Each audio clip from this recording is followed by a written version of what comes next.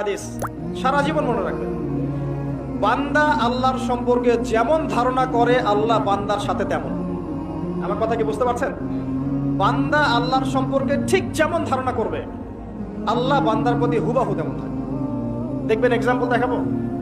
উমর রাদিয়াল্লাহু আনহু বলতেন, দোয়া করতেন যে আল্লাহুম্মা উরযুকনি শাহাদাতান ফি সাবিলিক ওয়া ফি বালাদি নাবিক। হে আল্লাহ, আমাকে আপনার নবী মুহাম্মদ সাল্লাল্লাহু আলাইহি ওয়াসাল্লামের শহরে শাহাদাতের মৃত্যু দিয়ে। কথা বুঝতে পারছেন? বুঝেন নাই মনে হয়।